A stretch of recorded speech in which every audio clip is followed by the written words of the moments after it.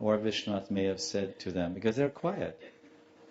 Even though there's abundant, this is almost like a monologue. It's meant to be a dialogue, samlap. But in these so many verses in the beginning here, only Krishna is speaking. There's no reply, at least from verbal reply. So many replies are coming from Krishna's hearts and their hearts. So then he says, all right, forget about the flowers, because the gopis are glancing at each other, and he thinks perchance maybe they're looking this way or that way towards the ground, that the flowers blossoming, maybe some lotus flowers, land lotuses, or some flowers, malika flowers. Then maybe they look at each other and they say, oh no. And they're not looking at the moon at all. They simply, sometimes when you're frustrated or unhappy, oh, look up like this. Oh, now you're looking there. Oh, even though there's abundant moonlight, this is not a good time to come out to admire the moonlight. Better if you stay in Varsana or Yavat, go out to your balcony of your palace, 7 o'clock, 8 o'clock, because on Purnima at night, the moon rises quite early, this particular time of the month, Shukla Paksha. It rises by 7 o'clock, 7:30, and now it's 12 o'clock.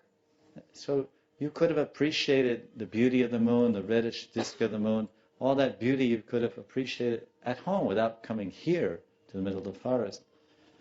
So this time of night is not really the right time to admire the roshni, the prabha of the moon, the light of the moon. Why?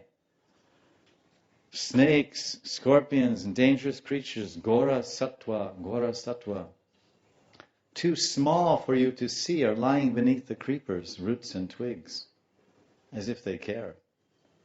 Do the cows care where they walk in the daytime? They go hither and thither, seeking fresh grass or just playing and running, frolicking and romping here and there. They don't consider maybe there's a scorpion under these grass.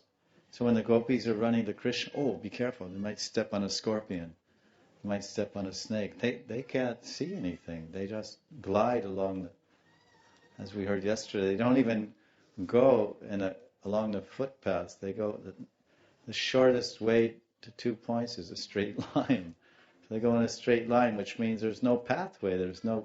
They make their own, every road is Gopi Gully. They make their own roads, like we say, they say off-the-road vehicles or something. They have these jeeps, you can go anywhere off the road. So their road is the road of love. It's the prem rasta. So they go their own way.